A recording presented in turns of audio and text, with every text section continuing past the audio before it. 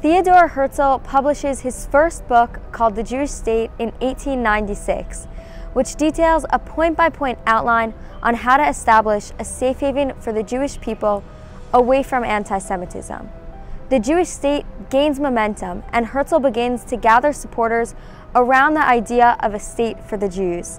In just a year and a half, Herzl brings them into the municipal hall in Basel, Switzerland, to unite forces as Jews and ask an important question. What's the next step?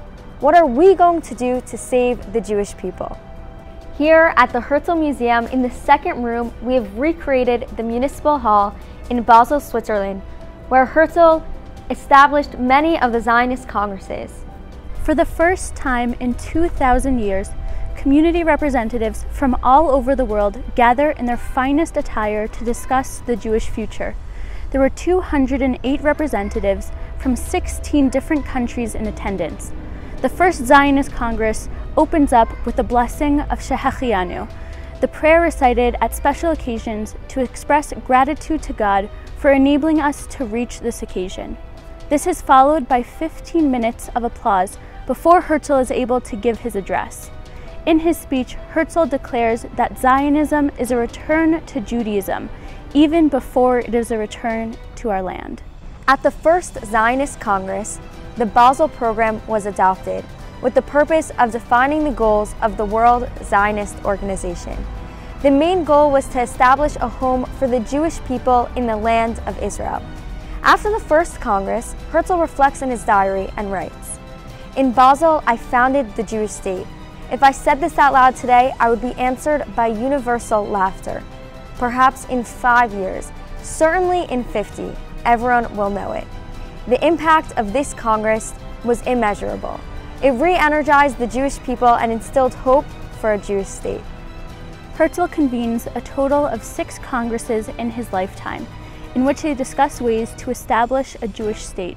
In 1903, a pogrom breaks out in Kishinev, causing Herzl to seek immediate shelter for the Jews. In the 6th Zionist Congress, Herzl proposes the Uganda Plan, a plan to establish an interim state in Uganda, because while Herzl believes that the ultimate goal is to establish a state for the Jews in our historic homeland, the safety of Jews takes priority. The 6th Zionist Congress, the Uganda Congress, is also known as the Congress of Tears, because of the rift it creates within the movement. On the one hand, we have an obligation to save Jews, and on the other hand, a desire to remain loyal to Zion. To emphasize his commitment to Zion, Herzl ends the Congress with the words, "If I forget thee, O Jerusalem, let my right hand wither." The Zionist Congresses allowed for a concrete way to begin the process of establishing a future Jewish state in our national homeland. It is through these Congresses that institutions we know today were created.